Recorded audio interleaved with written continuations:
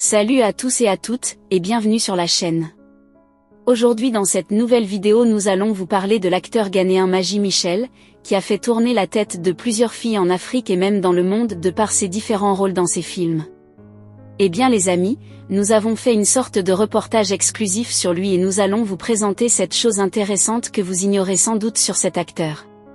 Surtout les vérités sur son décès, sa vie d'homme de Dieu, ses enfants, sa fortune et bien d'autres. Mais avant de commencer, s'il vous plaît n'oubliez pas de vous abonner et d'activer la cloche de notification pour ne pas manquer nos prochaines publications. Maji Michel est né à Cantonment, une banlieue de la capitale ghanéenne, Accra. Fils d'un père libanais et d'une mère ghanéenne, il a grandi à Accra avec ses 9 frères et sœurs. Il a fréquenté l'école primaire Saint-Teresa, et plus tard l'école Mfantsipim School en l'Alma Mater de Van Vicker. À l'école secondaire, Michel était activement impliqué dans le théâtre et était membre du club de théâtre de l'école. En tant que membre du club de théâtre, il a reçu le prix du meilleur acteur lors d'une de leurs représentations le jour de l'émancipation à Cape Coast, au Ghana. Maji Michel est marié à Virna Michel et ils ont 3 enfants. Le 19 novembre 2015, il a révélé que sa femme depuis 10 ans était responsable de son succès. Et il ne fait référence qu'à Dieu avant elle. Il a renouvelé ses vœux de mariage la même année. Maji Michel est un chrétien né de nouveau. Le 4 octobre 2016, il était ministre invité dans une église locale où il a partagé le mot et a délivré le peuple à la délivrance. S'adressant à Joy FM au Ghana, Maji a décrit sa nouvelle vie spirituelle comme « authentique et inspirée par sa compréhension de la Bible ». Le 1er avril 2017, il a expliqué que sa relation raffinée avec Dieu lui avait coûté certains de ses amis. Il est allé plus loin en déclarant que ses amis actuels sont déterminés uniquement par la vision de Dieu. Dans un sermon célébrant Pâques en 2017, Maji a résumé l'essence même de la cristallisation du Christ, renverser le racisme, la haine, l'envie, la jalousie, l'orgueil, la guerre et les pouvoirs démoniaques avec une simple vie remplie de grâce. En octobre 2017, Maji a déclaré qu'il avait été utilisé par Dieu pour accomplir des miracles sur des personnes. Parlant de la masturbation, Maji a décrit l'acte comme un péché envers Dieu. Il est allé plus loin en déclarant qu'il était inévitable de se livrer à l'acte au moins une fois dans sa vie. Il a également révélé qu'il avait déjà été victime dans sa jeunesse mais qu'il encourageait les jeunes à s'abstenir. Au cours d'un débat sur les réseaux sociaux avec Freeze, Maji s'est opposé à la position de Freeze sur la dîme. Maji a soutenu que la dîme n'était pas une doctrine de l'Ancien Testament. Plutôt, il était d'avis que la dîme devrait être donnée à l'Église pour aider les pauvres. Maji Michel est entré dans la vie professionnelle en auditionnant pour une agence de mannequins, un voisin l'avait présenté à cette agence. Il a été invité à rejoindre l'agence de mannequins, Super Model Agency, à l'initiative de son voisin d'Accent Grave Côté. Il a joué dans la série télévisée Since We Do For Love et a obtenu son surnom de « Shaker » sur le plateau. Son rôle dans Since We Do For Love devait être joué par un garçon libanais, et Michel attribue ce rôle en raison de son héritage libanais. Dans une interview accordée à Star FM Ghana en 2017, Maji a expliqué qu'il n'avait pas obtenu le rôle du premier film auditionné pour cause d'audience médiocre, décrivant sa passion pour le métier comme étant ce qui l'avait poussé à continuer de faire avancer le film. Ce que nous faisons pour l'amour est devenu un succès et l'a propulsé dans le grand public. Fort de sa performance dans la série, il joue dans son premier film, Divine Love, en tant que premier rôle masculin, aux côtés de Jackie Edgemont en tant que principal rôle féminin, avec Van Vicker dans un second rôle. Tous les 3 ont utilisé leur rôle dans le film pour faire leur début dans la carrière. Divine Love a été un énorme succès, transformant Maji Michel, Jackie Edgemont et Van Vicker en non connus du Ghana.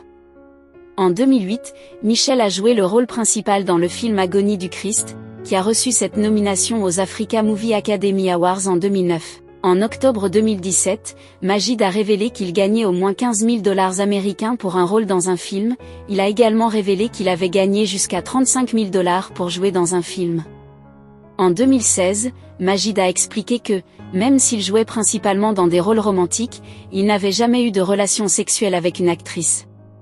En octobre 2017, Maji a expliqué lors d'une interview à la radio qu'en raison de ses convictions religieuses, il n'accepterait plus de jouer un personnage qui l'obligerait à s'embrasser sur le plateau. Maji Michel est l'un des acteurs ghanéens qui est entré dans l'industrie cinématographique à l'époque où Frank Raja Haraz a signé un contrat avec le Ghanéen Abdul Salam Mumuni devenu film. Le contrat impliquait essentiellement d'introduire des acteurs ghanéens dans l'industrie du film grand public de Nollywood et de leur conférer un pouvoir vedette comparable à celui d'acteurs nigérians. Parmi les films produits dans le cadre de ce contrat, figurent Michel, Crime to Christ, 2007, Agony of Christ, 2008, Hat of Men, 2009, The Game, 2010, et Wool of Me, 2010, parmi d'autres. Michel a fait ses débuts au Nigeria avec Nollywood dans le drame romantique Emerald de 2009, jouant un rôle de premier plan aux côtés de Geneviève Nagy. Alors que la performance de Majid a été saluée, ainsi que sa forte chimie à l'écran avec Nagy, le film a été largement critiqué.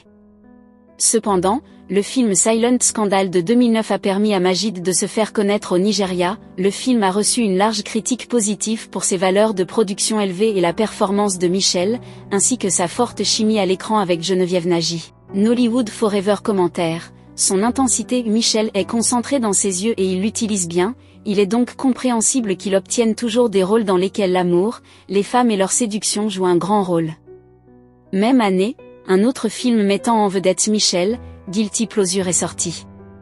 Après avoir été libéré, Guilty Pleasure a suscité des critiques généralement positives, et la performance de Michel a également été saluée. Il a poursuivi cette tendance lucrative en 2010, où il a joué aux côtés de Geneviève Nagy une fois de plus en Éclatant, un film qui a obtenu des critiques mitigées critiques. Michel a été assez franc dans les médias quand il a commencé sa carrière au Nigeria. Dans une interview, il a avoué que lors de sa première rencontre avec Geneviève, tout était immobile, il était si frappé dans les étoiles qu'il lui proposa de porter son sac et d'être son assistant personnel. Dans une autre interview, il a déclaré que Geneviève Nagy était la meilleure qui sert dans l'industrie du film. Il a également déclaré dans une interview que Geneviève lui avait enseigné comment agir et avait également laissé entendre, dans une autre interview, que le Ghana n'avait pas d'industrie du film. Tous ces facteurs, ainsi que les rôles explicites qu'il a joués dans des films, lui ont valu des controverses qui l'entouraient toujours au début de sa carrière. Fin 2010, il a été rapporté que l'acteur prenait une pause du Nigeria après avoir reçu des menaces de mort soi-disant de ses collègues nigérians, qui pensaient qu'il occupait trop d'emplois. Pendant ce temps, il est retourné au Ghana, où il a joué dans des films tels que 4 Play, 2010, et sa suite 4 Play Reloaded, 2011. En 2012, il a joué dans le film de guerre Somewhere in Africa, dans lequel il joue un tyran. Bien que le film n'ait pas été très critique, la distribution des rôles de Michel lui valut un grand succès et il remporta pour la première fois un Africa Movie Academy Award.